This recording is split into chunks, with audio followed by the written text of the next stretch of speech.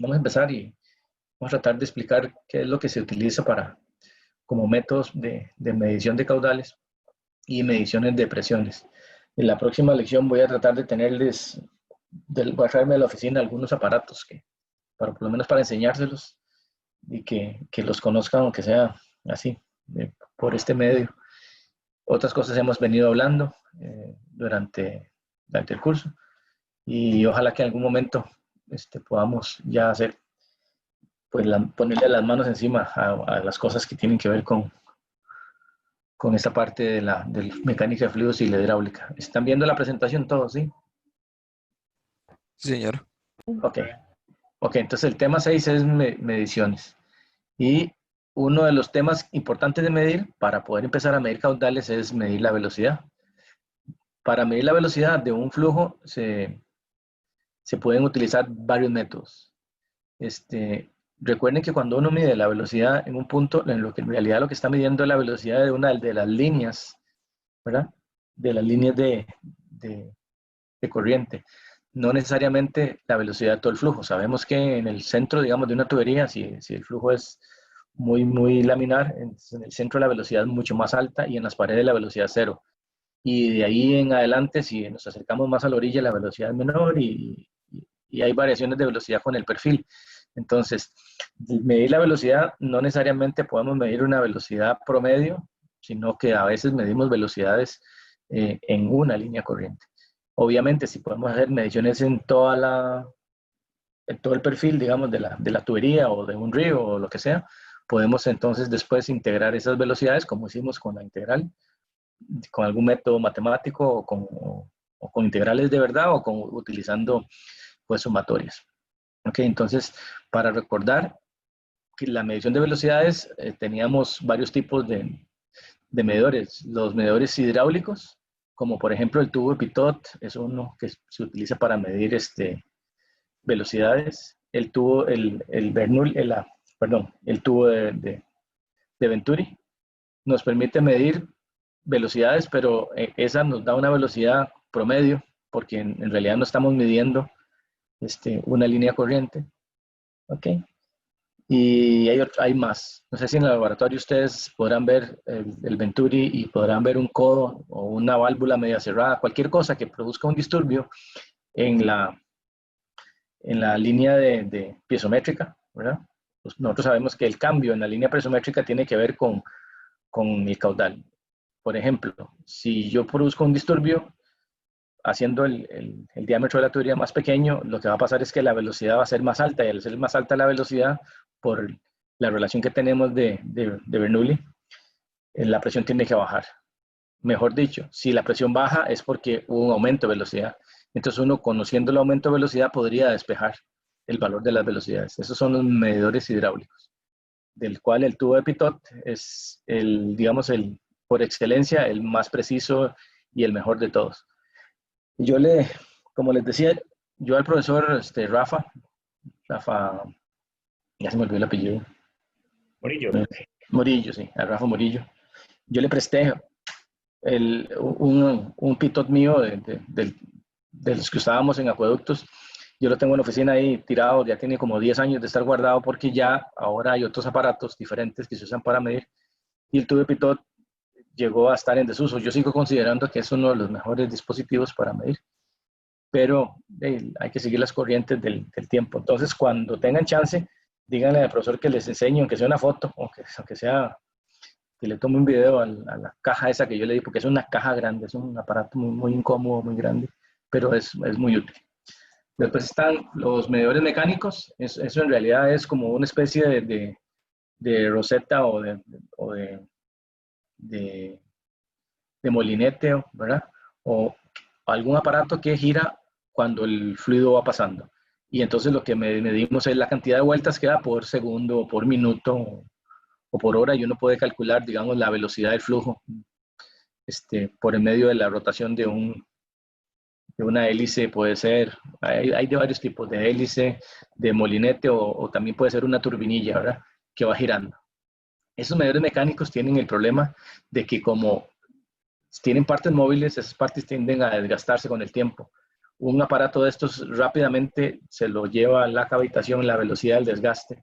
Hay un montón de problemas que pueden tener y además, a pesar de que son bien precisos, no son muy funcionales. Esos son buenos como para llevarlo, hacer una medición y traérselo, no para tener ahí el aparato midiendo caudal mucho tiempo. Y después está, sí señor. Exactamente, digamos, un medidor de agua de esos que están fuera de la casa, ¿cómo funciona? Hay dos tipos. Hay unos que son volumétricos y otros que son velocimétricos. Unos miden la velocidad del flujo y uno dice, ok, a esa velocidad que va pasando una de las líneas de corriente, en laboratorio uno calcula, digamos, cuál es la distribución de velocidades dentro del aparato y teniendo la velocidad en uno de los puntos, uno podría calcular el volumen, esa es la misma integral. ¿Ok? Ese es velocimétricos, lo que miden es la velocidad del flujo.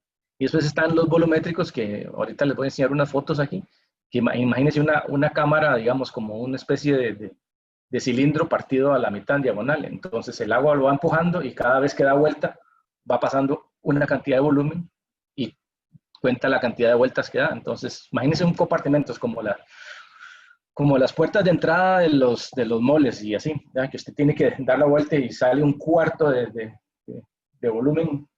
Entonces vamos contando las personas. Bueno, aquí fue lo que cuenta el volumen. Entonces se llena ese cuarto, da vuelta, y entra otro cuarto, da vuelta. Entonces la velocidad con que da dando vueltas va contando volumen. O sea, es como más discreto a la hora de medir. Esos son los que usan en las casas. Ahí, digamos, hay otro tipo de medidores que son medidores que son mezclados y que utilizan algún tipo de medición de estas como tipo del pitot, pero esos son medidores muy grandes, son para, por ejemplo, para lugares en que se necesita más precisión, como por ejemplo un hospital en San Juan de Dios, digamos, que consume 20.000 metros cúbicos diarios, ¿verdad? No como una casa que consume 30 metros cúbicos en un mes. Entonces depende de la precisión y el tamaño y de la velocidad. Hay diferentes aparatos en los dispositivos de la casa. Entonces, no sé si queda claro. El medidor, yo les puedo mostrar la próxima. Aquí lo tengo, lo que pasa es que está ahí en la bodega. Tengo uno de esos y creo que lo tengo cortado. Si no, le meto un corte con un metabond de estos y se los enseño por dentro para que vean cómo es que funciona el velocimétrico y ese que les digo, volumétrico. Son dos métodos diferentes, pero los mecánicos tienen el problema de que ya desde el principio, el primer día, ya subregistran. ¿Por qué subregistran? Porque ellos no pueden ir más rápido, nunca pueden registrar más. Eso cuando la gente dice que el medidor marcó más, no puede ser, porque el medidor tiene una resistencia, tiene una fricción, que lo que hace es más bien contrarrestar su avance. Entonces siempre mide menos de la realidad. También hay velocidades muy, muy lentas que no hacen girar el mecanismo. Entonces tienen una velocidad de arranque o un caudal de arranque. A partir de cierto caudal comienzan a marcar y después de cierto caudal para arriba ya no marcan más, no sé, como que ya se quedan dormidos, digamos, dando vueltas y ya no pueden darse cuenta si aceleró o no aceleró más. Los mecánicos tienen ese tipo de problemas y siempre fallan midiendo, pero fallan hacia abajo. Siempre miden menos de lo que es. Ahora, también de ese tipo de medidores del mismo tipo, como los de agua, también están los medidores de velocidad de viento, como el anemómetro. No sé si se acuerdan aquellas, aquí hay fotos, pero aquellas copas que están pegadas como 4 en una cruz que dan vueltas con el viento para determinar cuál es la velocidad del viento en los aeropuertos. No sé si los han visto. Sí. Ok. Y después están los medidores electrónicos que utilizan algunos otros métodos. Por ejemplo, hay unos electrónicos que funcionan por medio de rayos ultravioleta, ya se me olvidó cómo eran. Electrónicos son electromagnéticos unos, que lo que utilizan es el magnetismo y la masa del agua para que, dependiendo de la masa del agua que va pasando o el líquido, digamos gasolina o cualquier otro, cambia la onda electromagnética que los atraviesa, lo bombardean con una onda electromagnética y la tiran de un lado y la leen del otro. Y entonces la masa del fluido que va pasando a la velocidad que va pasando hace que la onda electromagnética cambie y entonces el cambio de la onda electromagnética es proporcional a la velocidad y al caudal. Y después están los ultrasónicos, ya se me había olvidado, que es lo mismo.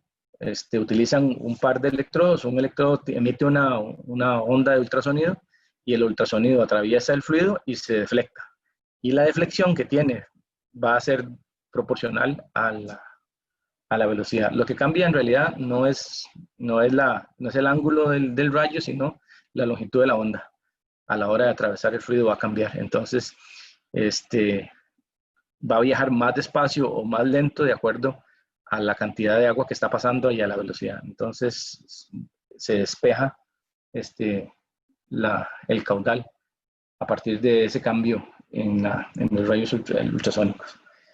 Esos son muy precisos, pero tienen que calibrarse y se calibran con un pitot, ¿ok? Pero como ya se calibran en laboratorio, siempre y cuando usted los instale de acuerdo a las condiciones que el fabricante dice en la tubería, entonces se supone que la medición va a estar bien. Entonces, de esos tres tipos, los hidráulicos nunca se descalibran, obviamente. ¿Por qué? Porque siempre van a medir un fenómeno físico. Los mecánicos siempre se van descalibrando y se van ya dañando o se van trabando. ¿Por qué? Porque lo que utilizan es el movimiento para convertirlo en medición. Y los electrónicos son muy buenos, muy exactos, pero la precisión depende de la calibración y del cumplimiento de las condiciones de instalación que no siempre se dan en los puntos que uno necesita medir caudales. Okay. Entonces, veamos, recordemos, porque ya lo habíamos visto la vez pasada, el uso de los pitot en una tubería. En una tubería, en realidad, el pitot no es así, es un solo tubo que se mete y trae en este lado, imagínenselo, así de lado, tiene la toma de presión normal, o sea, el agua pasa a la par y sigue. Entonces, imagínense que uno no está aquí, sino que son dos tubitos que se meten por este hueco. Uno tiene la salida para un lado y el otro tiene la salida de frente. El que tiene la salida de frente se le llama la toma de impacto, o sea, porque el agua viene y pega ahí y frena.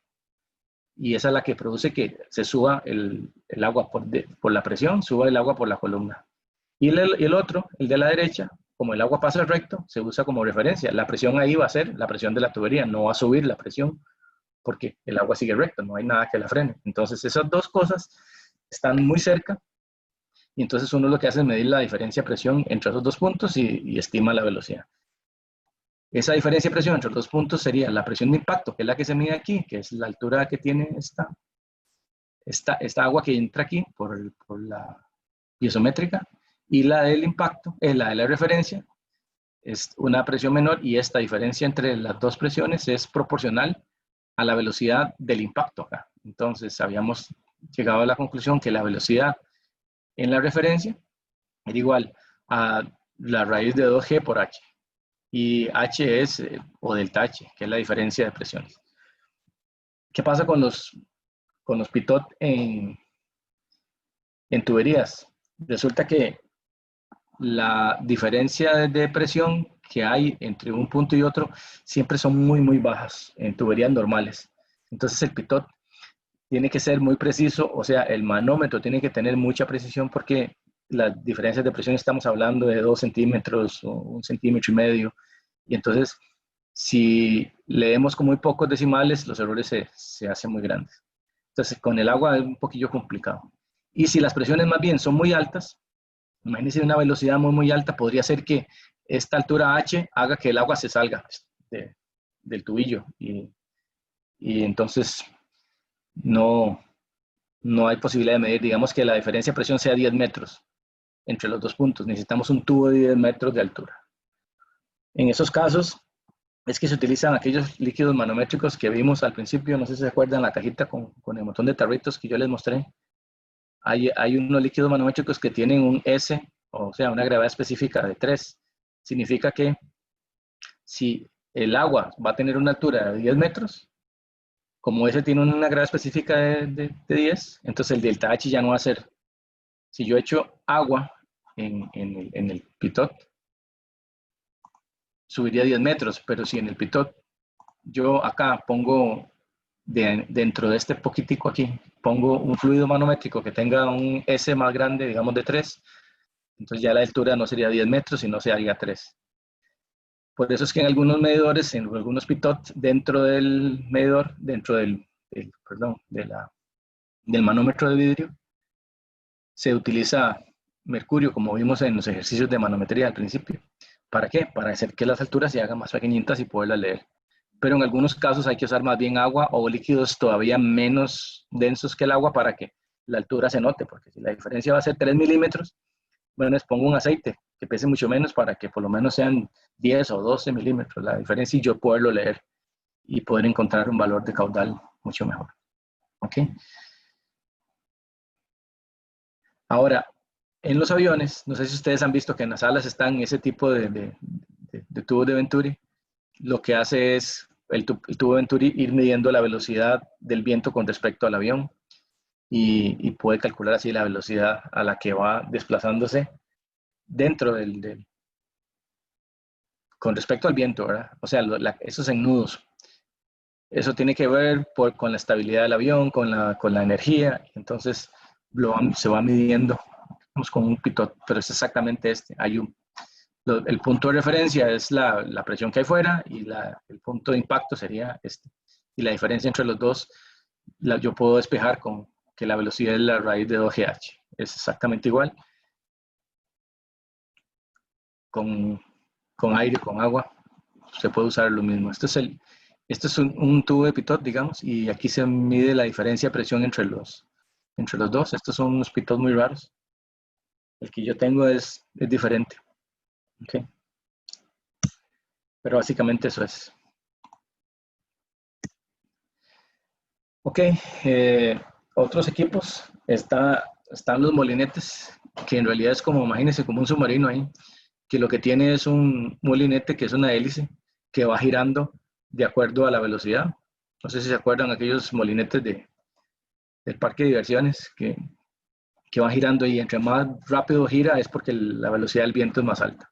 Entonces hay unos aparatos de estos que son electrónicos y lo que hacen es que cada vuelta genera un pulso eléctrico y entonces el aparato que está arriba lo que cuenta es la cantidad de pulsos eléctricos con respecto al tiempo y ya saben cuánto caudal es o qué velocidad es, digamos, la que tiene flujo de acuerdo a la cantidad de pulsos por minuto. Ahora, recuerden que este molinete mediría la velocidad en un punto y veamos, por ejemplo, en un río nosotros tenemos que verticalmente hay una diferencia de velocidades que empieza desde 0 abajo hasta que la velocidad es máxima arriba, pero también en la dirección X tenemos unas velocidades que aquí son 0 y va aumentando hasta que llega a la máxima en el centro y vuelve a disminuir. Entonces, imagínense que esto tiene como unas curvas de velocidades así, ¿verdad? En cuyo punto máximo de velocidad está por acá. Entonces, ¿cómo se hace para calcular el caudal en un río? Lo que hace uno es dividir el río en tramos y a cada uno de esos tramos le hace mediciones desde el fondo hacia arriba. Entonces, determina una distribución de velocidades vertical. Esa distribución vertical, uno la grafica, obtiene la velocidad promedio y esa velocidad promedio la multiplica por toda esta área de esta cinta. Y eso lo hace con todas las cintas, entonces puede obtener el caudal promedio de todo el cauce. Entonces lo que hay que hacer es lo que está haciendo este señor que está ahí, meterse en el río e ir midiendo velocidades a diferentes alturas del río, a diferentes anchos del río y después hacer una sumatoria de todo eso. Okay. Ahora, vamos más adelante, vamos a ver que con aparatos electrónicos uno podría medir la velocidad tomando en cuenta la superficie del río con rayos infrarrojos o ultravioletas o ultrasónicos o electromagnéticos y con esa medición de arriba y estimando más o menos una curva, haciendo solamente una curva de velocidades vertical, uno podría estimar el caudal. Pero recuerden que estos caudales son estimados. La única forma correcta y verdadera de medir un caudal es con un tarro. Es decir, poner el tarro, comenzar a llenarlo, marcar el cronómetro donde está en cierta marca y parar el cronómetro cuando llega a otra marca y decir, bueno, de tal marca a tal marca pasó tanto volumen y el tiempo que pasó es tanto. Esa es la única forma correcta de medir caudal. Las otras son maneras de estimar caudales basados en la velocidad. ¿Ok?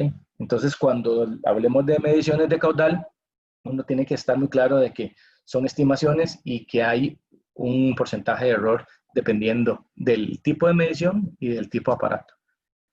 ¿Ok? Por eso les decía que el pitot es el pitot y el molinete, digamos, son los más exactos para medir ese tipo de cosas porque usted hace mediciones a diferentes alturas y a diferentes anchos y hace un montón de curvas y hace, como decir, una integral y obtiene un valor muy exacto.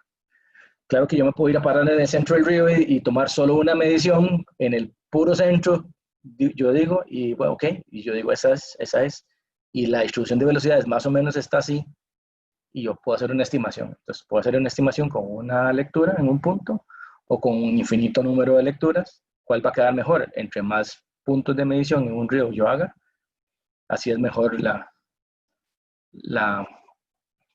el cálculo o la estimación. Pero son estimaciones. Para saber exactamente cuánto caudal pasa, la única forma es volumétricamente. O sea, como les decía, con un tarro o con esto de que pasó una cantidad de agua, gira, vuelvo a llenar la cámara, gira y voy contando la cantidad de veces que hago 0.1 litro, por ejemplo. 0.1 litro, dio media vuelta, 0.1 litro más y ahí voy sumando.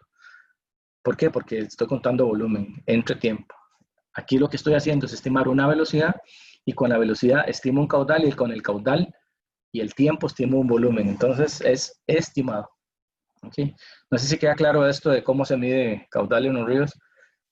Más adelante en hidrología probablemente tengan que volver a esto, al tema de cómo medir caudales en los ríos, pero ya por lo menos el fenómeno y entender de que ustedes no pueden con una sola medición medir el río porque hay diferentes distribuciones de velocidades en X y Y, en este caso, ¿verdad? Y una sola medición me da un valor en un punto. Si lo mido muy abajo, la velocidad va a ser muy baja. Si lo mido muy arriba, es más arriba que el promedio. Si lo mido en un punto donde yo sé que está el promedio de la velocidad, tuve suerte y lo multiplico por todo el área. ¿Ok? Y eso es lo que dice acá, que la velocidad depende de la velocidad angular del molinete multiplicado por un factor, ¿verdad? Más una velocidad sub cero. ¿Por qué? Lo que les decía, a cierta velocidad el molinete no arranca. Así la velocidad es muy suave, el molinete se queda quieto, no rompe la inercia del mecanismo. Una vez que se rompe la inercia del mecanismo, él comienza a girar. Y entonces contamos con una velocidad angular multiplicado por un factor y después todas las mediciones de velocidad que hicimos multiplicada por cada una de sus áreas, podemos encontrar el caudal, o sea, la suma de los Q sub I, ¿verdad? No sé si preguntas acá. Y estos son los anemómetros que habíamos hablado. Hay anemómetros más o menos modernos, los que les decía de copas, que eran más antiguos. Y esto va contando la cantidad de giros que da, esto va contando la velocidad angular de rotación de la hélice. Y este otro anemómetro es un anemómetro digital manual, digamos que por aquí pasa el viento y gira esta hélice y el giro de esta hélice pues lo registra acá. Le dice la velocidad angular y le dice la velocidad del flujo que está pasando por la mano. Y cada vez los aparatos son más eficientes. Hay otros que dependen de otros valores. Digamos, por ejemplo, hay unos térmicos que dependiendo de la velocidad del viento, así se enfría un electrodo con respecto a otro y entonces la diferencia de temperatura entre los dos depende de la velocidad, pero ese tipo de aparatos son demasiado análogos, ¿verdad? Hay un fenómeno analógico ahí que puede ser que no funcione bien. Esto es lo que les decía. Digamos, hay unos elementos que se calientan de alguna forma y la sonda lo que mide es la temperatura y transmiten los datos a un aparato que dice, bueno, la velocidad que está pasando es tanto. Okay.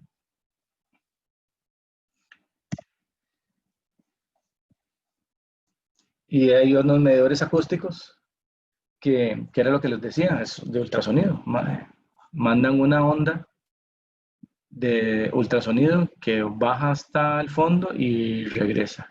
Entonces se miden dos cosas, la profundidad por lo que tarda en la onda en venir y devolver, y la forma que tiene la onda cuando salió y que rebotó y llegó acá, depende también de la velocidad. Entonces uno lo que hace es como hacer perfiles de altura de las velocidades y lo mismo, integrarlo a lo largo de todo el ancho. Entonces, ¿qué es lo que se hace? Se pone, en este caso, estos son para medir velocidades de flujo en el mar, por ejemplo. Entonces, te pone esto o en un lago muy grande. Pone esta lanchita a que vaya tirando los ultrasonidos y mida la velocidad de cada uno de los puntos, de un punto hasta otro, digamos, de la medición. Hay unos que utilizan rayos ultrasónicos y lo que utilizan es el efecto Doppler para Profe, poder mirar. Sí, señor. ¿eso funciona para cualquier profundidad? ¿O se distorsiona la onda dependiendo después de cierto nivel de... Todos los aparatos tienen un rango de acción dependiendo de las características del aparato. O sea, hay unos que son para diámetros pequeños de tubería y otros para diámetros grandes. Unos son para profundidades altas de un río, digamos, y otros para distancias más cortas. Todos tienen, digamos, sus tamaños de aplicación. Usted no puede agarrar y decir, uno, voy a comprarme uno y me sirve para todo. No, desgraciadamente así no es. Digamos, si usted va a medir caudal en una tubería, tiene que comprar unos electrodos ultrasónicos, digamos, para tuberías de 2, 3, 4 pulgadas.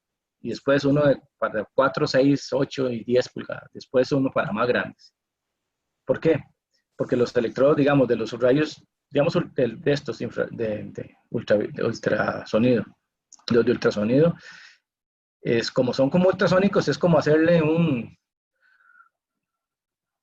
uno de estos,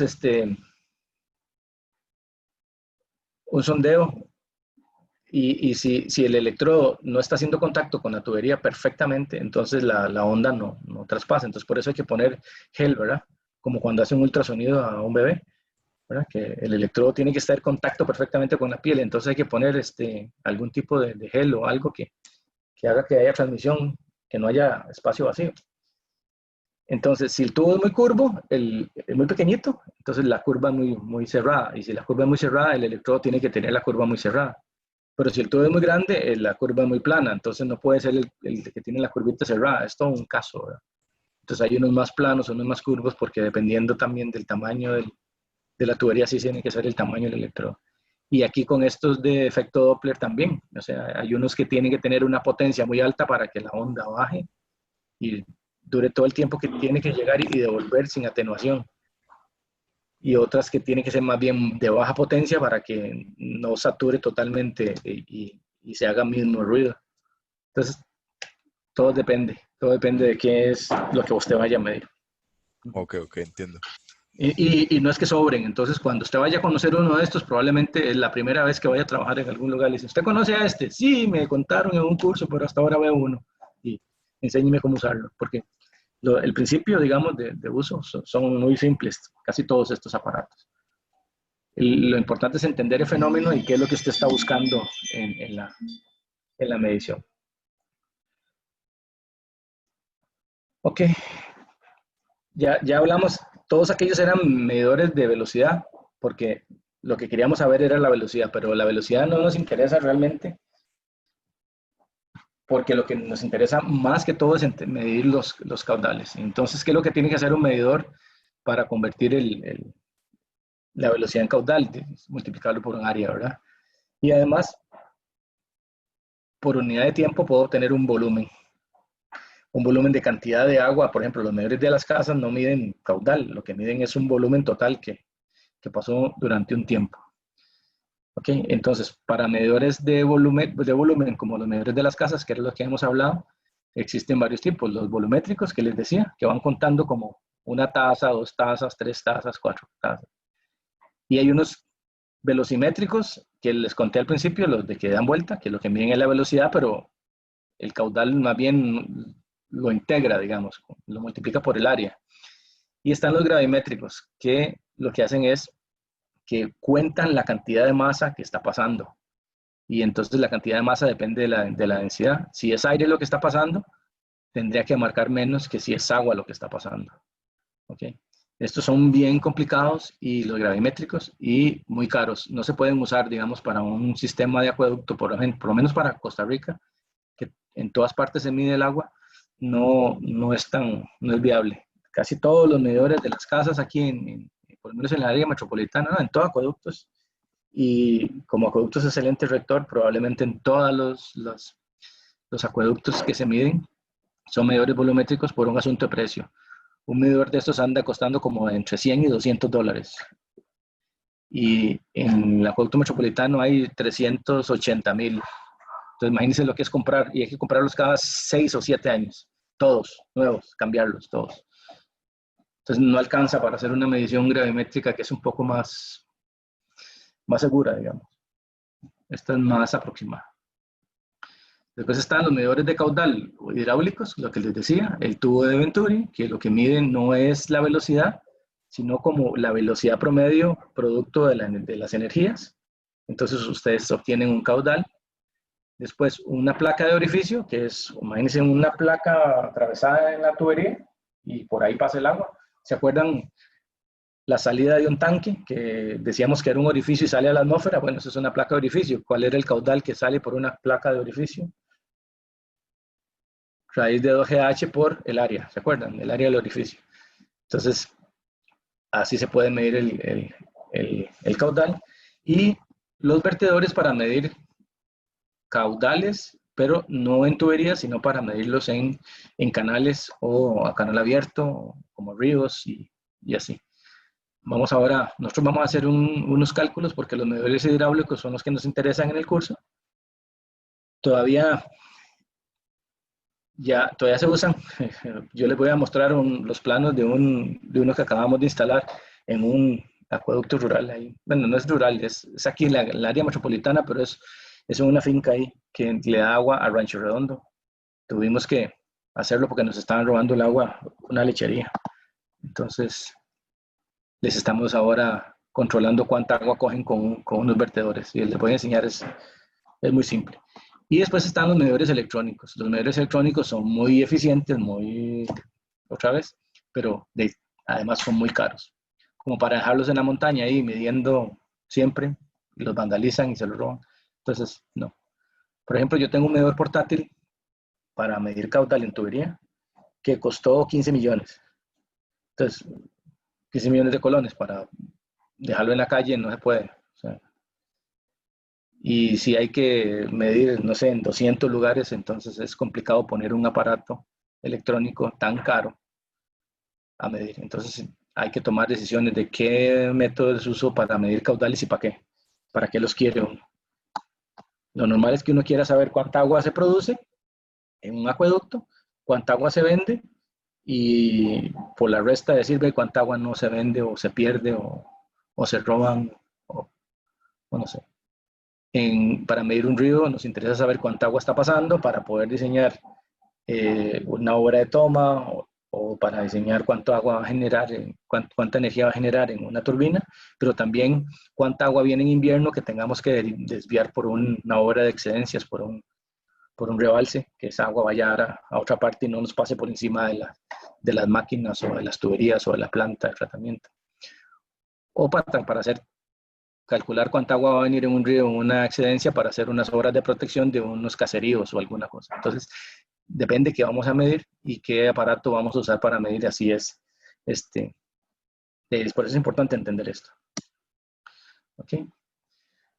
Y lo que les decía, el equipo más simple, pero más preciso para medir el caudal, que es un tarro, un estañón, ¿verdad?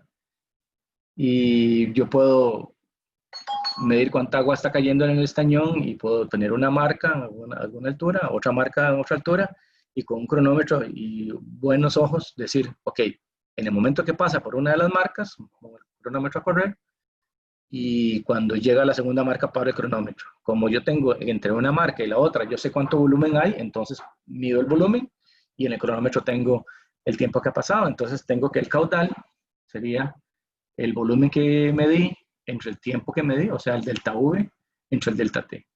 Porque siempre es bueno no empezar a medir el V cuando el estañón está vacío, porque uno no se da cuenta en el momento que cae Pero si el agua está cayendo ya en el estañón y ustedes pueden ir viendo que ya va a llegar y, ¡pa! Y hacen, entonces no es el tamaño del estañón completo el que miden, sino la cantidad de volumen que hay de una marca a otra. Eso sería medición volumétrica. La otra forma, que yo creo que lo tienen que hacer ustedes en laboratorio, ya no, este semestre no se hace, yo creo, pero se hace virtual, es de una gravimétrica, de forma gravimétrica. ¿Qué es lo que hacemos? Tenemos una pesa y tenemos un estañón y lo mismo. Comenzamos a echarle el líquido, agua, digamos, y ustedes ven la marca que tiene la balanza del peso. Entonces comienzan a medir en algún punto, marcan el cronómetro y cuando ya el peso es otro, paran el cronómetro y tienen el cambio de peso que indicó la balanza entre el cambio de tiempo dividido entre ¿qué? Entre gamma para que quede en caudal volumétrico. Si no lo dividen entre gamma, le queda el caudal másico, ¿verdad? Que ya habíamos visto, o caudal de fuerza, de peso, sí, que habíamos visto antes, ¿ok? Entonces, estas dos formas son muy simples. A veces uno va a un río y tiene que calcular rápidamente. A un río no, a una quebrada, porque los ríos es un poco más difícil. Pero usted va a una quebrada y anda buscando agua para alimentar un acueducto. Y usted dice, ¿cuánta agua está pasando por aquí? Se lleva unos sacos de arena, los pone en el río atravesados y ¿qué hace? Deja que el agua pase por un solo lugar y mete un estañón, mete un tarro de esos de pintura o algo y puede calcular rápidamente cuánto tiempo dura llenarse el estañón. Esa es una forma de hacerlo. Otra es andar un vertedor. Los vertedores vamos a verlos más adelante. Queda claro, estas dos tipos de mediciones, las simples, pero estas son solamente como para comprobar. ¿Para qué sirve este tipo de medición? En acueductos lo que se hace es que se pone un montón de medidores de agua, todos conectados uno contra el otro, otro contra el otro, todos en serie, así, todos en serie. Y entonces al final se pone un estañón, como este. Se deja pasar el agua por todos los medidores y que caiga en el estañón y se pone a contar el tiempo que duró en subir el nivel del estañón desde un punto hasta otro. Y entonces con el nivel del estañón calculamos el caudal real y el volumen real. Y en los medidores, cada uno de ellos tiene que haber marcado un caudal. Y entonces, si todos dan lo mismo, todos están bien calibrados. Y el que dio menos se ajusta y el que dio más se ajusta. Esa prueba se le hace a los aparatos, los medidores cuando vienen nuevos antes de instalarlos para determinar si están funcionando bien o no. Siempre dan unos cuantos errores porque la única medición correcta, como les decía, es la de volumétrica o la gravimétrica con un estañón. Ok, aquí está la foto de los dos tipos de medidores. Este es un medidor que se llama tipo Waldman. Waldman es porque el que lo inventó es el apellido Waldman. Y ustedes ven que aquí hay como una especie de turbina de hélice. Y esta va a girar con respecto al paso del flujo del agua. Y el giro de esto va a salir por medio de unos pulsos eléctricos que van hacia un registrador que determina el caudal basado en la cantidad de vueltas que da esto por minuto o por segundo. Después este es otro medidor, pero este es velocimétrico. No sé si ven que aquí tiene como una especie de turbina, son unas paletas así, que tiene un eje en el centro. Entonces lo que hace es que aquí no se ve muy bien, pero no sé si ven que esto viene como recto, pero este va abriendo para allá. ¿Sí? Esto lo que hace es hacer el agua hacer esto. Y sale por allá. Entra tangencialmente por allá, da toda la vuelta y sale por aquí el agua. Entonces el agua entra, da toda la vuelta y sale. Entonces lo que hace es poner a girar esa rueda y la cantidad de vueltas que da esa rueda depende de la velocidad con que está pasando el agua. Y el mecanismo tiene varios relojillos. Uno que mide los 0.0001 litros, el otro mide 0.01 y así. Y entonces, dependiendo que de cada una de estas vueltas de aquí, es una cantidad de volumen que ha pasado. Y si ustedes miden el tiempo, entonces podrían determinar el caudal. Estos medidores de los de las casas no miden caudal, en realidad miden volumen. Entonces, para poder determinar el caudal, ustedes tienen que medir el volumen que pasó durante un tiempo y después dividirlo entre el tiempo para obtener el caudal, porque siempre lo que miden son volúmenes. Este dice que son medidores para los comercios, pero en realidad son para usuarios muy, muy grandes, así como tipo hotel muy grande o una fábrica grande que tienen caudales muy, muy, muy grandes.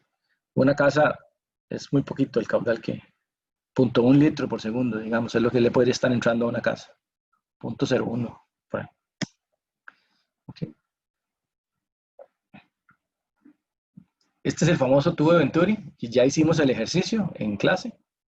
Es más, ustedes lo hicieron de tarea, pero en realidad ese tubo de Venturi, el objetivo del tubo de Venturi para medir caudal es muy diferente para el tubo de Venturi, que es para succionar fluido. No sé si ustedes han desarmado una de estas cocinas de gas. La cocina de gas tiene un Venturi. ¿Por qué? Porque el gas que viene en los cilindros de gas es gas licuado, viene muy, muy, muy concentrado, digamos, el gas este.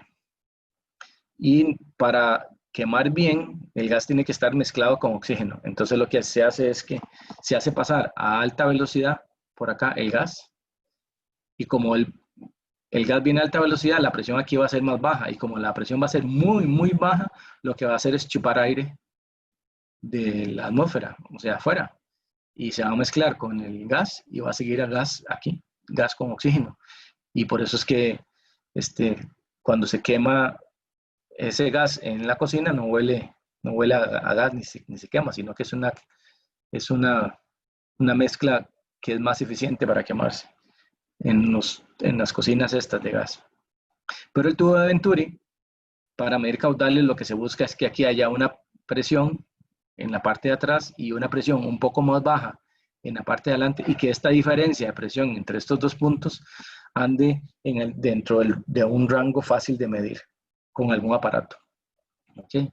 Entonces ya sabíamos que como aquí la presión es más alta porque la velocidad es más baja, y aquí la presión es más baja porque la velocidad es más alta, utilizando la ecuación de Bernoulli nos quedaba que la velocidad de este punto dependía de delta H, pero si lo multiplicamos esa velocidad por el caudal, yo puedo encontrar que el caudal es igual al área. Este está calculado con respecto al área de aquí 2, pero podría ser con respecto al área 1. Y es igual nada más. Con respecto al área 1, quedaría esto al revés, que sería el área multiplicada por la velocidad, y la velocidad era raíz de 2GH entre la relación 1 menos la relación de las áreas al cuadrado. Pero acuérdense que el área es pi d al cuadrado cuartos, entonces podría quedar también en términos de la diferencia de los radios, de los diámetros al cuadrado. Pero como están al cuadrado, entonces quedan los diámetros a la 4, ¿verdad? Que no se les olvide. Ahora, siempre en los tubos de Venturi existe una pérdida de energía, y esa pérdida de energía hace que el caudal que está pasando en realidad es un poquito menor. ¿Ok? Ese coeficiente de velocidad que está acá es un coeficiente por el cual hay que multiplicar el caudal para obtener el caudal real. Y este coeficiente de velocidad, el fabricante de los tubos de Venturi lo da, o sea, da un número, que puede ser algo así como 0.6 o 0.8 o 0.9, dependiendo de la relación entre los dos diámetros, entre el diámetro mayor y el diámetro menor. ¿Ok? Si lo hacemos así, sería un valor teórico, el máximo, sin tomar en cuenta las pérdidas, pero las pérdidas afectan bastante. ¿Okay? Ahora, aquí hay unos valores de coeficiente de velocidad, ¿ven? Para diferentes Venturis, que dependen del número de Reynolds. Vean que cuando el número de Reynolds aumenta, como que se vuelve más estable la medición. Y vean que los valores andan para ese tubo de Venturi que está ahí en la foto. Vean que cada fabricante tiene que hacer las pruebas y obtener el coeficiente de velocidad. Ese coeficiente de velocidad, como se los digo, sale del laboratorio. Ustedes miden el caudal en el laboratorio utilizando un método cualquiera, el volumétrico, y además están midiendo el caudal que está pasando por el tubo de Venturi, y lo que hace uno es que calibra el Venturi, y calibrar el Venturi es obtener este valor. Lo normal es que esta curva negra es la que se parece mucho a la mayoría de los tubos de Venturi de fabricación. Yo en algún momento en acueductos he instalado unos tubos de Venturi hechizos, mandando a soldar unas piezas y bastante, no sé, rudimentarios, y me han dado valores del coeficiente de velocidad de 0.90, o sea, ni siquiera más abajo que todo esto. O sea, hay una gran pérdida de energía porque no están bien diseñados. No sé si ustedes ven acá en el tubo de Venturi. Bueno, el que yo construí es como así. Horrible, se baja demasiado rápido y se expande demasiado rápido. No sé si ustedes ven este tubo de Venturi de fabricación, de diseño, digamos, que hay una contracción lenta, una contracción rápida y una expansión lenta. Este ángulo es todavía más abierto, o sea, casi más horizontal que este. ¿Qué es lo que se está buscando aquí? Que esto no se ocurra, aquí no ocurra una separación de la capa límite, que cuando comience a haber flujo aquí turbulento que se devuelve. Eso puede pasar en un tubo como este. Como eso tiene la misma forma que va a adoptar las líneas de corriente, entonces casi todas las líneas de corriente van paralelas ahí y van muy bien y no se generan velocidades ¿cómo es? Que se devuelven, remolinos. Entonces, este tiene valores, por eso, tan buenos de coeficiente de velocidad. El hechizo que yo hice tenía demasiados problemas y da valores como 0.9, o sea, bastante malo, pero se sirve para medir. Okay. Aquí les estoy poniendo una placa de orificio que no sé si ustedes ven que la placa de orificio, ahí dentro está un Venturi, pero hay unos remolinos que se hacen acá. ¿Qué es lo que pasa en la placa de orificio? El flujo viene por acá y lo obligamos a pasar por un huequito. Como lo obligamos a pasar por un huequito, aquí hay una zona de estancamiento en esta esquina, que el flujo comienza a dar vueltas aquí, y otro que queda dando vueltas acá, y después de esto hay separación de la capa límite y esto se va estabilizando más para allá. Aquí detrás de esta capa va a haber una velocidad altísima aquí, pero como es tan alta, va a haber un retroceso de la velocidad para compensar la cantidad de movimiento acá. Entonces, esto va a producir muchas pérdidas. Una placa de orificio produce pérdidas muy altas. Ok, ¿cómo funciona la placa de orificio? No sé si lo ven, es exactamente igual a un Venturi. Si hacemos, si aplicamos la ecuación de Bernoulli, sabemos que entre el punto 1, que es aquí donde no hay disturbio, y el punto 2, aquí en la pura orilla, esto está puesto muy largo. Aquí en la pura orilla, el disturbio hace que el ancho y la velocidad aquí sea muy alta y el ancho sea muy delgado de la capa de fluido. Entonces tenemos exactamente el mismo comportamiento del Venturi. Si hacemos Bernoulli, tenemos que el Z1 y el Z2 se van a cancelar. La presión 1 la estoy midiendo acá. La presión 2 la estoy midiendo en la garganta después del orificio. Y tengo que la velocidad 1 y la velocidad 2 están relacionadas a la diferencia de presiones. Entonces me queda que la diferencia de las dos presiones es igual a la diferencia de las dos velocidades al cuadrado. Esa es la primera ecuación. Y como la otra ecuación que tenemos, que velocidad 1 por área 1 es igual a velocidad 2 por área 2, ¿verdad? Y también sabemos que el área 2 es un coeficiente de contracción por el área inicial. Entonces, yo puedo obtener que el cambio de altura, delta H que hay acá, que es igual a la diferencia de presiones entre gamma, es igual a esto al cuadrado, cada una de las velocidades al cuadrado entre 2g. Si sustituyo el valor de la velocidad 2 por esta relación, me queda que la velocidad 2 depende de ¿qué? Del 2g por h o delta h, entre 1 menos la relación del área del tubo y el área del orificio. ¿Ok? Si saco todo esto que son constantes, porque son valores constantes y conocidos, los puedo sacar. Entonces me queda que esto podría ser un coeficiente que depende de ¿qué? De la forma de los dos tubos. Bueno, del tubo y del orificio, multiplicado por raíz de 2GH. Siempre aquí nos va a quedar raíz de 2GH multiplicado por un coeficiente. Este coeficiente es el coeficiente que llamamos el coeficiente del orificio. ¿Ok? Y ese coeficiente del orificio también se ve afectado por unas pérdidas. Y esas pérdidas, ¿verdad? El coeficiente de velocidad y el coeficiente de contracción, o sea, qué tanto se hace. Vean que el tubo el hueco es de ese tamaño, pero se hace más angosto ahí, un poquito más adelante. Hay una contracción de aquí a acá. Esa contracción y el coeficiente de velocidad dependen de la forma del orificio con respecto al área, y es una constante. Esa constante, estas dos cosas las podemos llamar coeficiente de descarga, que es un coeficiente que determina la capacidad que tiene el orificio de descargar fluido. Y entonces, el coeficiente de descarga de la tubería multiplicada por el área entre la raíz de 1 menos el coeficiente de descarga al cuadrado y las diferencias de diámetros al cuadrado por la raíz de 2GH me determina el caudal. Entonces, ¿qué hace uno cuando uno tiene una placa orificio? Pone la placa orificio, mide las presiones y ya con eso puede obtener el caudal porque tiene los diámetros, tiene el coeficiente de contracción, cuánto se encoge acá. Entre más cerca que ponen ustedes este medidor aquí adentro, más pequeño es el coeficiente de descarga, el coeficiente de contracción. Las placas de orificio modernas, en realidad lo que tienen es un hueco por medio de la placa aquí, y se mide la presión exactamente en la placa, entonces no tengo que tomar en cuenta el coeficiente de contracción que ocurre más adelante. Entonces analizo el diámetro total del tubo contra el diámetro total del orificio. Esto era cuando no se podía medir dentro de la placa, pero ya se les ha ocurrido cómo meter un orificio largo aquí para tomar la presión en este punto. ¿Ok? No sé si queda claro cómo se mide el caudal con una placa de orificio.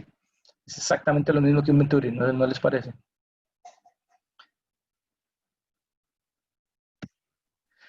Ok, esta foto es una foto de una placa de orificio calibrada de fabricante. Y aquí, este es el orificio y aquí hay una toma de presión interna que viene por aquí y sale. Y por aquí se pone una manguerita donde se mide la presión y se hace otro orificio aguas adelante y se mide la presión.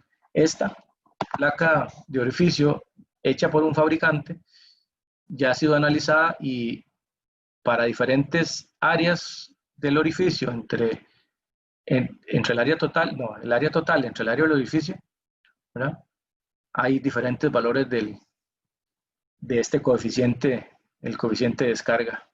Entonces, simplemente lo que hace uno es que cuando uno compra una de estas, le dan esta tabla con esta curva, digamos, y usted dice, ok, el número de Reynolds es tal, y entonces el valor de coeficiente es tal, y ese es el que uso aquí para la hora de calcular mi caudal para diferentes diámetros. Vean que aquí es A sub 0 en A sub 1, significa que el hueco es del mismo ancho que el tubo.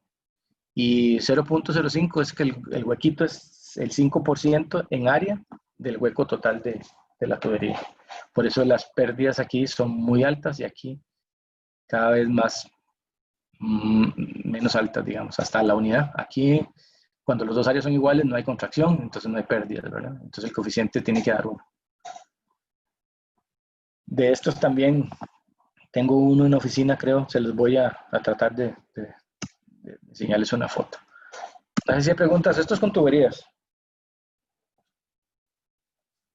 Ya que ahora estamos con la teoría, yo espero que hagamos unos ejercicios de cómo aplicar esto. Y que es la parte menos aburrida. Pero entonces pasemos de la parte teórica. Ahora lo que estamos viendo es cómo hacer con medición de caudal en orificio. Un orificio, pero que da a la atmósfera, o un orificio que da a otro punto abierto. Esto no es un medidor de orificio en tubería, sino que esto es un orificio hecho en una pared de un tanque, por ejemplo. Imagínense que esto de acá es un tanque y el agua sale por un huequito. ¿Okay? Y esto es la pared, imagínense un canal que viene y hay un huequito donde sale y continúa en otro canal. ¿Para qué tengo esto aquí? Para producir que el caudal que pasa sobre este canal sea un caudal controlado por por este orificio. Entonces hay dos posibilidades, que tengamos salida libre, o sea, a la atmósfera, o salida ahogada, que llamamos, o salida metida bajo una superficie, o sea, una salida sumergida. ¿Ok? Entonces, ¿qué tenemos? Ya nosotros conocíamos esto, si hacemos Bernoulli, que era lo que habíamos hecho antes en la clase para determinar las velocidades, sabíamos que el z del punto, si uso como referencia cualquier punto, el z del 1 es todo esto y el z de 2 es todo esto menos h. O sea que aquí es z1, ¿verdad? Y aquí es z1 menos h. Si paso esto a restar, me queda z1 menos z1 y me queda solo h. Y si paso esto a restar, yo sé que la presión aquí en 1 es 0 y la presión en 2 es 0. Solo me quedan velocidades, pero la velocidad 1 en 1 es 0 porque esto no se está moviendo, solo se está moviendo aquí el flujo. Entonces, ¿qué me queda? Que h es igual a la velocidad 2 al cuadrado, porque esto es S0, esto es S0 si pongo el nivel de referencia aquí. Entonces me queda que h es igual a la raíz de la velocidad del 2 al cuadrado entre 2g, de donde despejamos la velocidad, que es igual a la raíz de 2gh, y entonces el caudal va a ser la velocidad por el área multiplicado por un coeficiente de descarga debido a las pérdidas en el orificio, aquí, las pérdidas por fricción aquí en orilla. Entonces nos queda que el caudal es el coeficiente de descarga por 0.2 por raíz de 2gh. Por el área del orificio, ¿verdad? Ahora, estos coeficientes de descarga para un orificio andan por ahí de 0.6, un valor así más o menos. Si el orificio está sumergido, ya yo no puedo usar la referencia al 2. ¿Por qué? Porque aquí tengo que, aquí hay un z, ¿verdad? Entonces me queda así, z1 más p1 entre gamma más v1 al cuadrado entre 2g tiene que ser igual a todo lo de 2. Esto de aquí es 0, esto aquí es 0, esto aquí es 0, y entonces me queda aquí. La altura, esta de aquí, la altura de aquí, es h menos el delta h, ¿verdad? Y eso tiene que ser igual más v al cuadrado entre 2g. Entonces aquí de este lado me queda que z1 es h y aquí me queda que z2 es h menos delta h. Si despejamos para la velocidad, me queda que la velocidad es, esto lo paso a restar, entonces me queda raíz de 2g por delta h. ¿Cuál es la diferencia entre estos dos? Que aquí es h completo y aquí es delta h, o sea, la diferencia que hay entre el nivel de agua del lado 2 sumergido y el nivel del agua del lado 1. Y el coeficiente de descarga siempre hay que tomarlo en cuenta. Ok.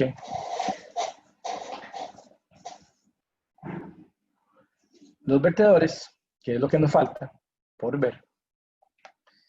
Bueno, siguen otras cosas, pero por hoy yo creo que vamos a ver vertedores y tal vez hacer un par de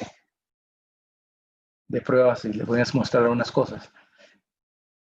Un vertedor es una estructura que se pone como límite de un canal o se hace un hueco en una pared de un canal y por ahí va a salir fluido. ¿Ok? Tienen que quedar abiertos a la atmósfera, o sea que no pueden estar muy ahogados y lo que se utilizan es para medición de caudales. Estos dispositivos, el agua pasa por encima y produce un espejo de agua que se llama, que es como una curva y el agua comienza a caer al otro lado. El caudal va a depender de qué tan alto, como ven aquí la cresta de la pared, qué tan alto es este espesor del espejo de agua que llamamos. ¿Ok?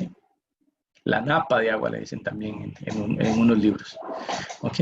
Entonces, este canal triangular, el caudal que pasa por aquí depende de qué tan alto es este triángulo y en este canal rectangular, el caudal que viene por aquí depende de qué tan alto es este triángulo.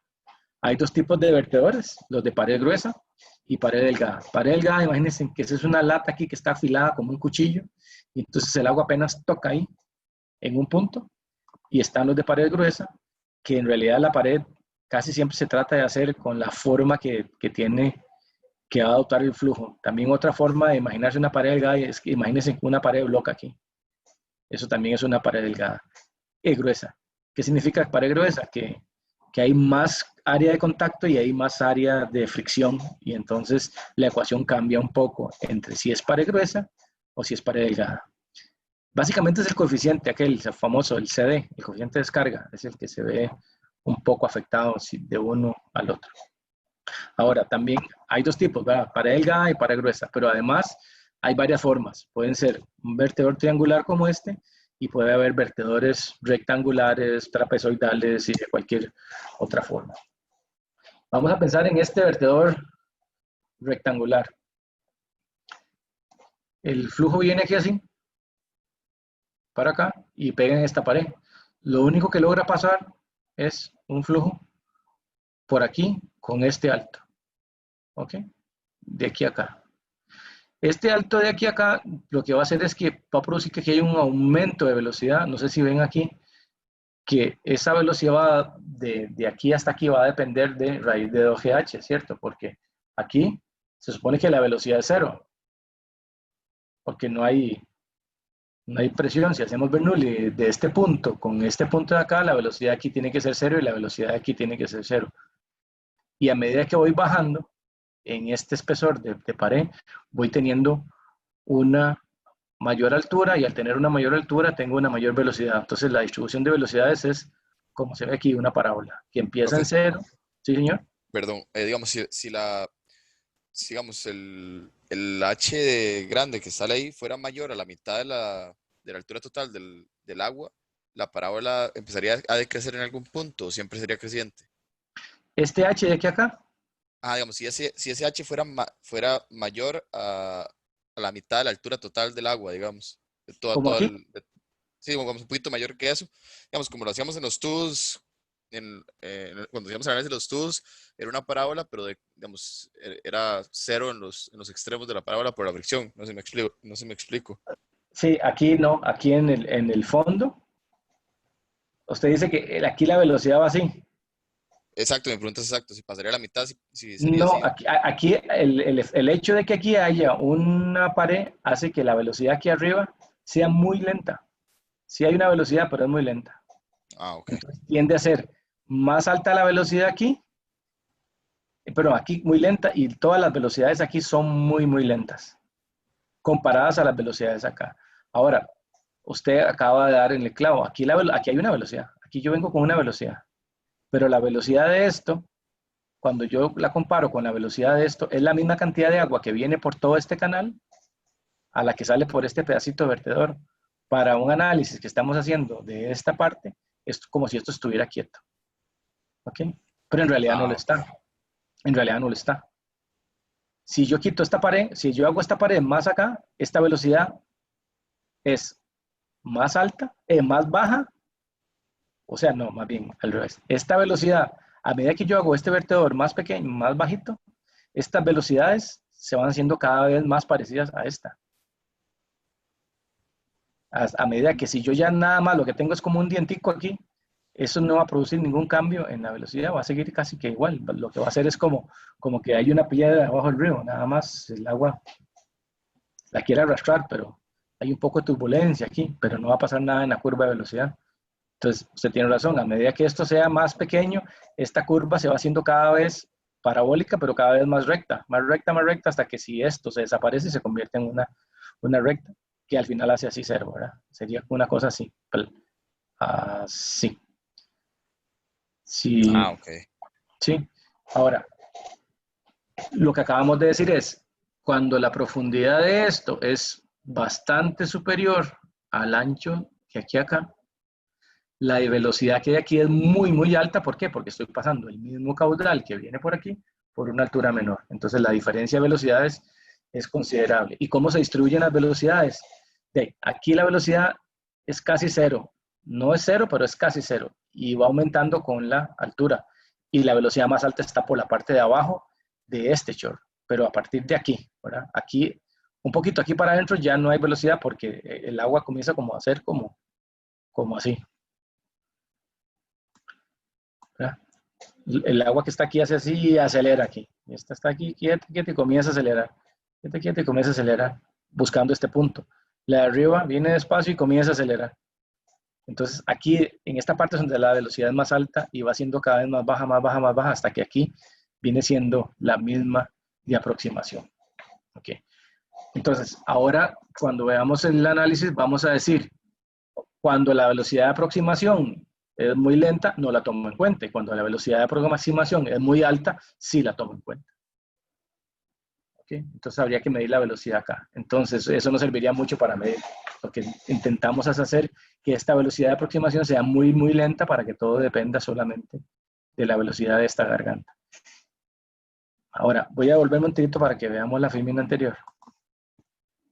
Usted ve que esto de aquí es muy alto y aquí es muy bajo. No sé si se imagina cuál es la velocidad del flujo aquí. Altísima. Esta velocidad hace que esto haga este salto aquí, ¿lo ven? Porque aquí la velocidad es muy alta. En cambio aquí el agua viene casi quieta, porque esto es muy alto. Es igual que acá. Aquí esto como si estuviera quieto y aquí la velocidad es alta. Y ustedes podrían ver, ustedes ponen una hojilla ahí a flotar y eso ni se mueve ni se mueve.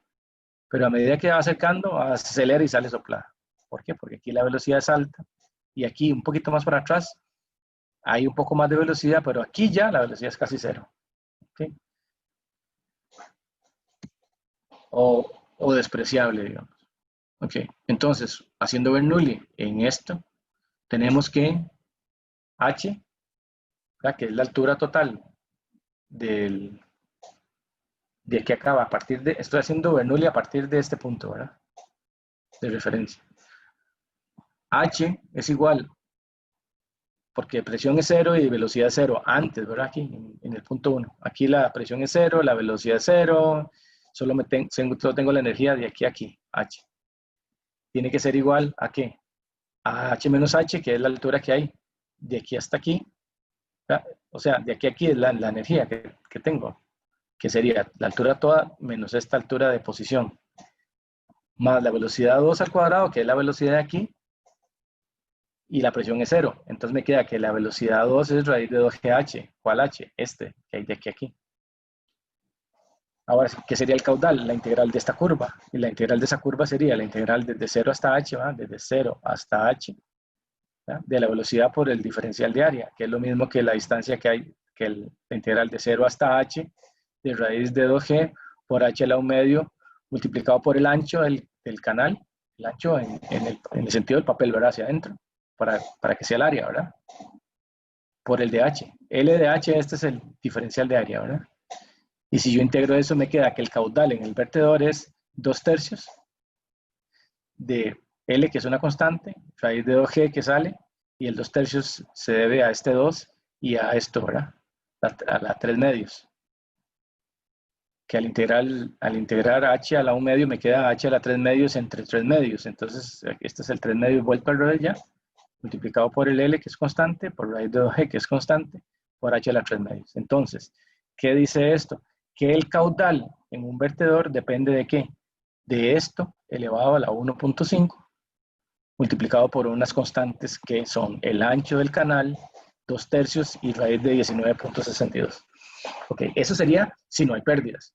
Obviamente siempre hay pérdidas. Y cuando hay pérdidas, ¿qué tenemos que hacer? Hacer una corrección por las pérdidas por fricción aquí, ¿verdad? Y por las pérdidas de energía que hay a la hora de que esto se acelera y alfa y todo aquello, ¿verdad? Entonces se debe incluir este coeficiente de corrección.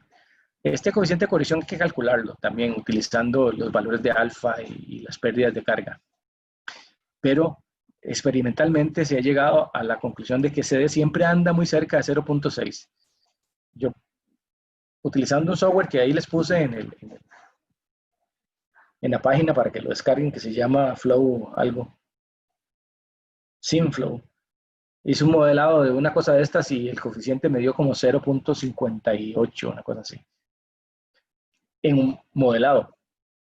Realmente, en la vida real probablemente da valores más altos, obviamente.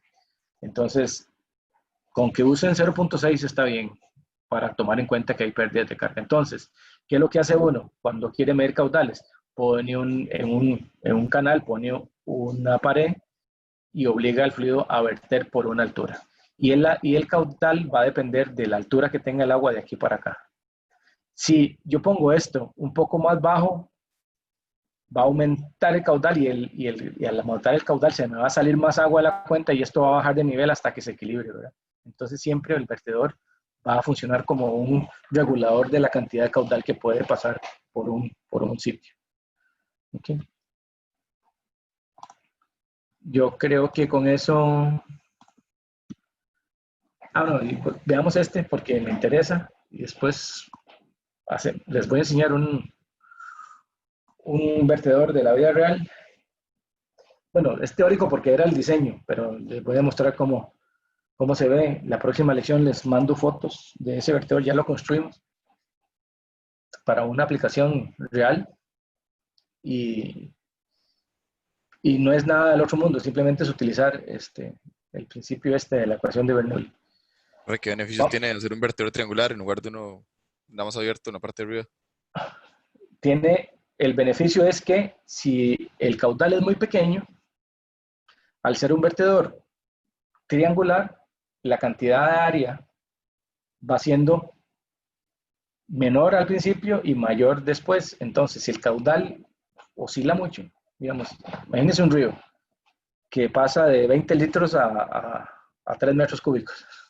No, digamos de 20 litros a 100 litros. Porque usted necesita medir cuánto es el caudal o garantizar de que el caudal siempre sea un valor.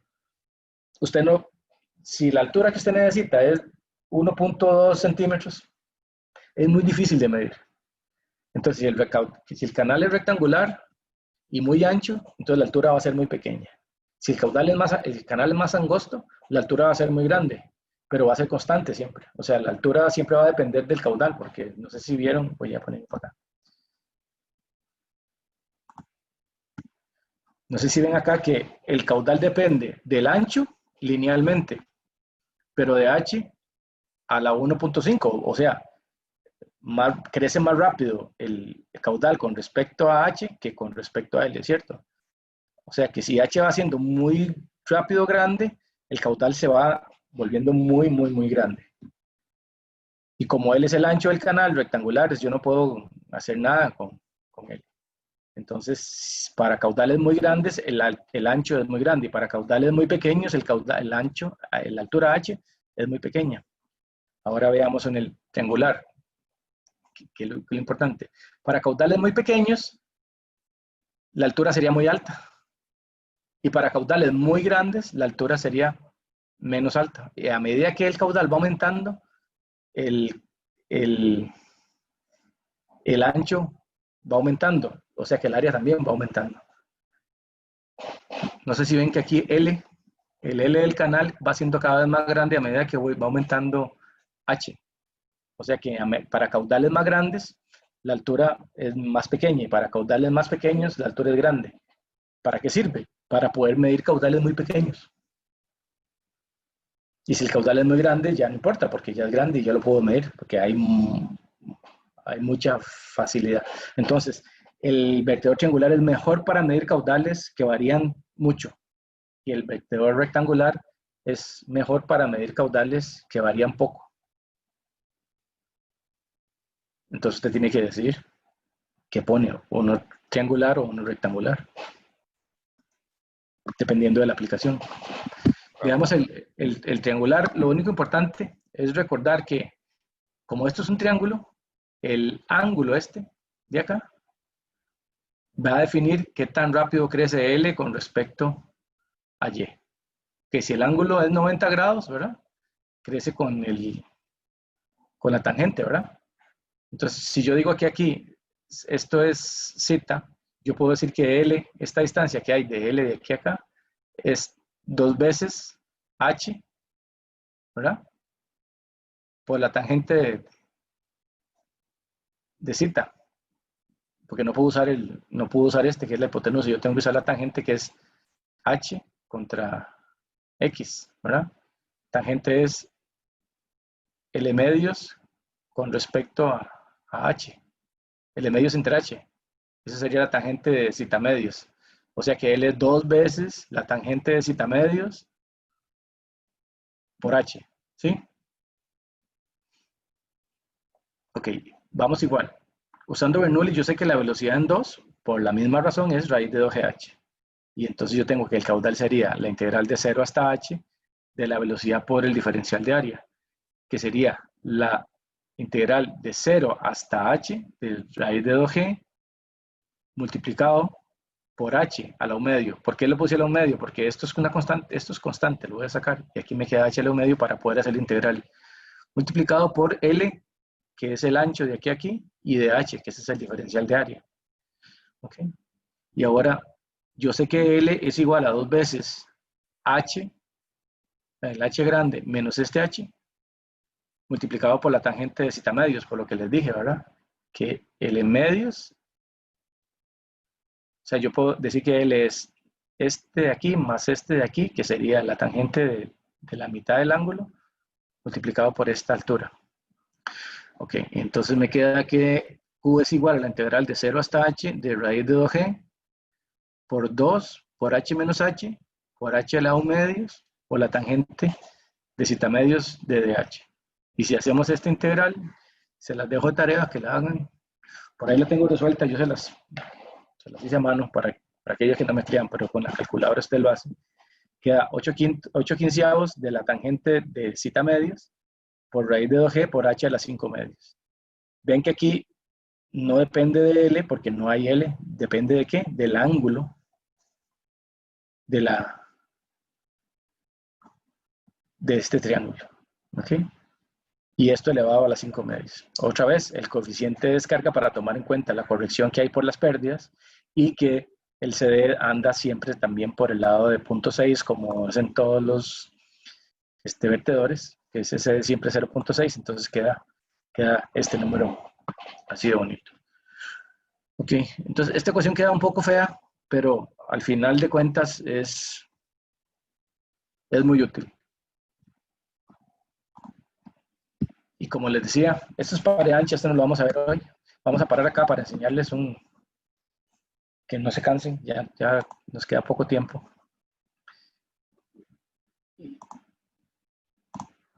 Y nos vamos lo vemos la próxima lección. Por aquí tengo, vamos a ver, les voy a enseñar están viendo una hoja Excel. Sí. Sí, señor. Okay. Podemos hacer un vertedor trapezoidal, que es uno de los que hice para este que les voy a mostrar el diseño. ¿Qué es la diferencia de uno triangular con uno trapezoidal? Uno trapezoidal, uno rectangular y uno rectangular, trapezoidal y triangular. Pues en realidad, no sé si ven aquí puse la ecuación para que la vieran. El caudal va a ser el coeficiente de descarga para el raíz de 2g multiplicado por 2/3 por b. Allá en la presentación puse L, pero aquí puse B, es el ancho. Por h a la 3 medios, ¿esto sería qué? No tengo el cosito, ¿verdad?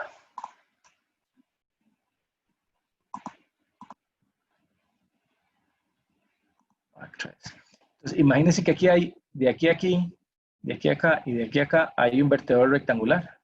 Entonces, este lado de esta sumatoria es el caudal que pasa por este pedazo. Más 8 quinceavos de la tangente de zeta medios por h a la 5 medios sería el agua que pasa por este triangulito que está aquí, más este otro triangulito que está aquí, que es el vertedor triangular. O sea, un trapezoidal es la suma de uno rectangular más uno triangular. Entonces aquí puse los datos, digamos, para calcular este vertedor triangular. Aquí pongo el coeficiente de descarga, que es 0.6, lo podemos cambiar. El ancho de esta parte, de la parte trapezoidal. La tangente de zeta medio la puse ya en tangente. 0.25, que significa que es 4:1, ¿verdad? 4 de alto por 1 de acá, 0.25. Y la altura máxima de aquí hasta acá, antes de que rebalse, ¿verdad? La puse en 20 centímetros. Entonces, esto lo descompuse para que veamos, dependiendo de la altura de agua que venga por acá, por el vertedor y vierta, ya que estoy viéndolo de frente, el triángulo ahí. Entonces aquí, esta sería la ecuación. Tengo acá una altura que le estoy dando desde 0 hasta 20 centímetros, porque dije que eso era la altura máxima, 20 centímetros. Y entonces aquí tengo el caudal de la parte rectangular, utilizando esta parte de la ecuación. Aquí tengo la parte triangular. Y por último, la suma de los dos. ¿Por qué? Porque en realidad el vertedor trapezoidal es la suma de uno triangular más uno rectangular. Lo que quería era que viéramos aquí que el rectangular, no sé si ven, esta curva, ¿la ven? Va muy parada. Sí. Y para caudales, para alturas muy pequeñas, da caudal muy alto. ¿Lo ven? Vean que para una altura de 0.1, el caudal da 0.39. En cambio, si yo quiero medir 0.39 en el vertedor trapezoidal, ¿no ven? La altura sería muy alta. Entonces, en uno trapezoidal es más sensible a la altura y uno rectangular es menos sensible a la altura. Entonces, por uno rectangular paso más agua con menos altura. En uno triangular paso menos agua con más altura. Y entonces, si yo quiero ser muy sensible a alturas pequeñas, a caudales pequeños, yo lo hago triangular mejor, porque si no, no puedo ver a la hora de leerlo con una regla. Imagínense ustedes, pues meten una regla ahí en el agua y están viendo, y si oscila, el error puede ser más grande que la lectura. No sé si se lo imaginan. Entonces, en algunos casos vale la pena hacerlo triangular cuando los caudales son pequeñitos, porque si no, da alturas muy grandes. Entonces ustedes ven que para una altura en el triangular, ¿verdad? De 10 centímetros pasa 1 litro por segundo. En cambio, en uno rectangular pasan 12. Y esto es muy constante. No sé si lo ven que va parejito, parejito, parejito, parejito. En cambio, este comienza a crecer después. Comienza a ser más visible. Y aquí sería la suma. Entonces aquí simplemente es un trapezoidal, son 2. ¿Ok? No sé si queda claro eso. Ahora, ¿para qué sirve esto? Les voy a poner el otro ejemplo, que es el que les tenía listo para hoy. Si quieren, les puedo regalar estos archivos. En realidad, meter esta ecuación no es nada. La ven aquí arriba. La raíz cuadrada de 19.62 es raíz de 2g, ¿verdad? Este B10 sería el coeficiente de descarga multiplicado por raíz de 2g, multiplicado por 815, multiplicado por la tangente del ángulo, multiplicado por la altura a las 5 medios, y esto por 1000 para que me queden litros, no en metros cúbicos, porque si no me quedan valores muy pequeñillos. ¿Verdad? Estamos, así de fácil es esto. Lo que es difícil es escoger el tamaño del vertedor. Ok. Vamos a ver ahorita si puedo mostrarles el diseño. ¿Será que está acá?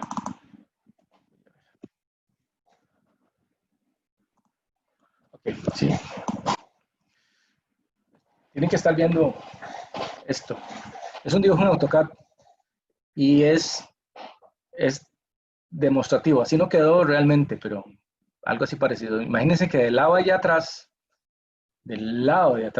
viene el agua y hay que repartirla entre 3. ¿Ok? Hay una gente que se llama La Finca Meneses, que es una lechería o no sé, y cogen agua para darle de tomar a las vacas y para sembrar y para regar. Después hay una ASADA, que es una asociación de desarrollo de administradora de agua, que son como un acueducto rural, digamos, que le da agua a un pueblo y de la misma naciente, de la misma fuente, ahí acoge agua para darle a la comunidad. ¿Ok? ¿Qué pasa?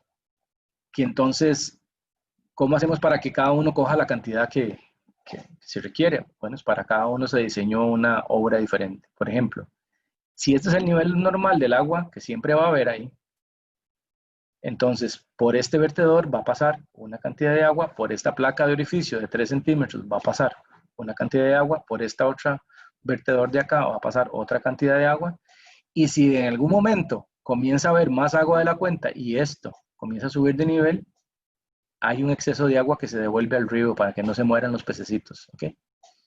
Y mantener ahí el caudal ecológico que se llama, ¿sí? Si estamos en verano y está muy triste el asunto, esto comienza a bajar de nivel. Pero ¿qué pasa? Baja de nivel para este, baja de nivel para este y baja de nivel para este.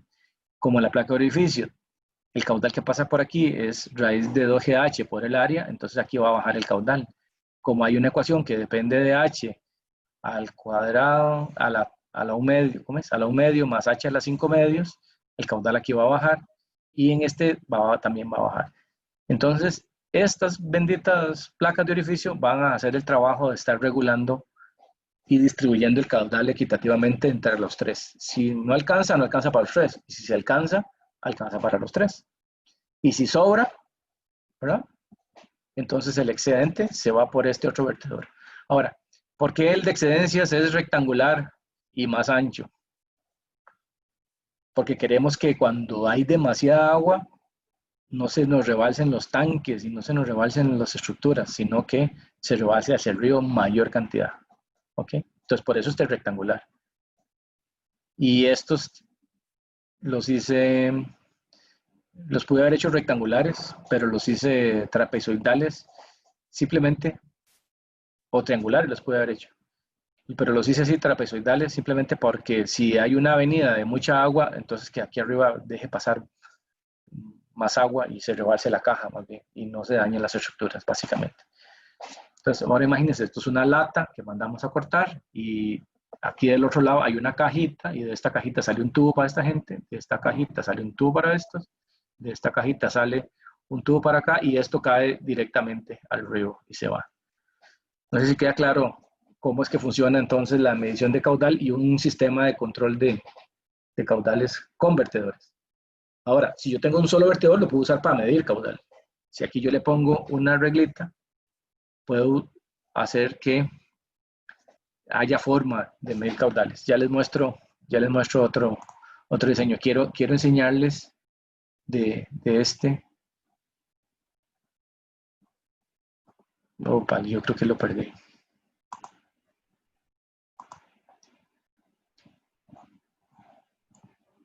Yo se los he buscado ahorita.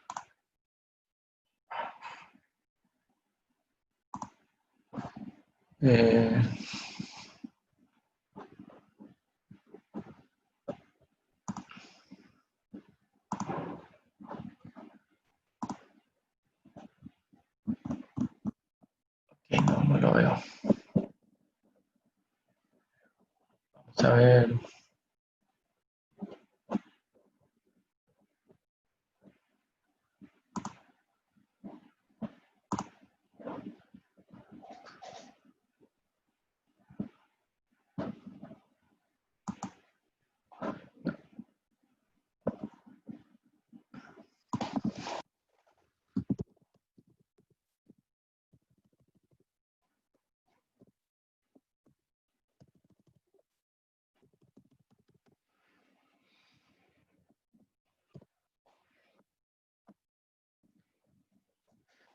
Ay, yo se los había guardado por aquí y ya no lo encuentro.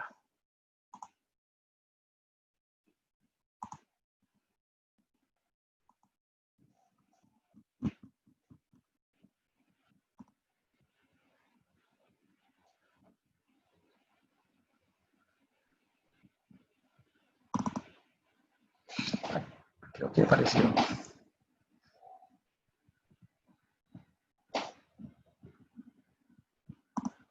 Ok. No sé si están viendo ahora otra hoja electrónica. Sí, señor. Ok. No, ya no, profe, ahora puso la cámara nada más. Sí, es que le di clic, no sé por qué hay doble. Es este. Otra vez, ahora sí. Sí, ahora sí. Ok. Entonces, ven aquí que esta es la placa de orificio, los datos de la placa de orificio, aquí está el diámetro, la altura y no sé qué. Aquí está el primer trapecio, porque es un trapecial, y este otro trapecio y el rectángulo. Y entonces va a pasar esto, que cuando el nivel en el río es 0, todo el mundo tiene 0, ¿verdad? Cuando el nivel es 1 centímetro, Ve que ya comienza a haber caudales en algunas partes. En el primer trapecio ya hay algo, en el orificio todavía no hay, y en el otro trapecio y en el de excedencias no hay nada. Y a medida que va aumentando el nivel, comienza a haber diferentes caudales. Entonces les quiero enseñar aquí las diferentes gráficas. Este es el caudal total. Este es el caudal de la placa orificio. Este es el caudal del vertedor de excedencias. O sea que al principio no hay nada, viene 0, 0, 0, 0, 0, y a partir de cierto nivel comienza a aumentar muy, muy rápido. Y este es el vertedor, este rojo es el vertedor que va para la basada, y este es el vertedor que va para las ecuaciones, ¿verdad? El vertedor que va para allá. Entonces, en el nivel normal, cada uno va a tener esta cantidad de agua. El de excedencias nada, y el de la gente esta, de la finca ganadera, va a ser muy poquitito. Y después, para la comunidad rural, esto, para la comunidad no rural, sino la de allá, es esto. Y esto sería la suma del total, digamos, de agua. Si comienza a haber más agua, el que comienza a ganar más es el río. ¿Lo ven? No sé si ven acá. El río comienza a ganar y ganar y ganar. No tanto como allá, ¿verdad? Siempre allá es el más buchón de todo, que coge más agua porque tenemos más clientes. Y entonces aquí están cada uno de los caudales dependiendo de la altura. En la altura normal de todo el año casi, entonces va a haber una distribución ahí porcentual de cada uno de los caudales dependiendo de qué, dependiendo de cuál es la forma de cada uno de los vertedores. A este vertedor es más ancho, este con diferentes características. ¿Okay? Y aquí está otra vez el mismo dibujo. Aquí está el que andaba buscando. ¿Okay? A partir de este momento, entonces, comienza a verse así. Voy a buscar aquí, a ver si veo unas fotos, porque yo creo que yo tenía fotos.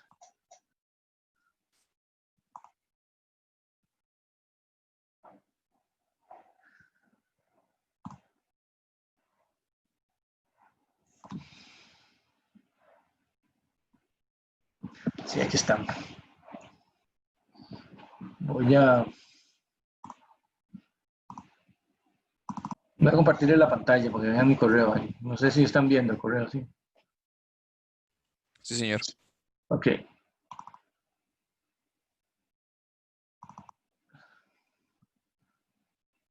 Me quiso abrir. Se pegó. Ok, y bien. Esto les va a durar más. No sé si ven ahí. Ya eso trabajando.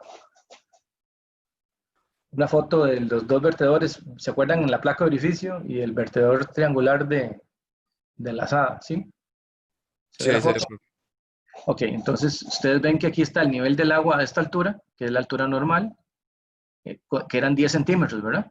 Entonces, con 10 centímetros, aquí estaban pasando los 4 litros o 7 litros que van para, 4 creo que era, que van para la asada, el medio litro que va para la gente de la lechería, y en la foto que sigue, voy a ver si se puede ver, está el vertedor que es para, o porque le harto que está eso, es por estar todo junto, y este es el otro vertedor. Esto se ve así, revolcado del agua, pero recuerden que esto es agua que va para la planta, ¿verdad? Y está todo sucio porque lo estábamos poniendo a funcionar apenas. La placa aquí se ve, ven que es de pared delgada y aquí se ve una altura pequeña. Y bueno, esto garantizaba que aquí el caudal eran como, no sé, como 12 litros por segundo. Y el otro vertedor, en este momento fue verano, entonces el vertedor de excedencia no estaba saliendo nada. Entonces así estamos como para comprobar. Entonces, Dirección de Aguas, que es el órgano rector, está de acuerdo con la forma en que esto se estaba midiendo. Ellos llegaron, vieron y dijeron así, esto funciona, entonces el caudal está bien repartido. ¿Ok? No sé si quedan preguntas de para qué sirven los vertedores y la medición de caudal, pero básicamente de eso se trata este asunto. No sé si queda claro. Sí, profe, todo claro. Sí, Ok, ok, entonces ahora vamos a la próxima lección, vamos a ver vertedores de cresta ancha, cuando uno no lo puede hacer con una latica como esa que hice yo, sino cuando es una pared de concreto, y otro tipo de aparatos. Entonces quedamos acá. Por favor, vamos acá. No, ahí no es. Sí es acá, pero...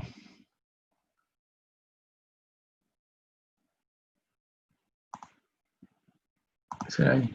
Sí. Aquí en la página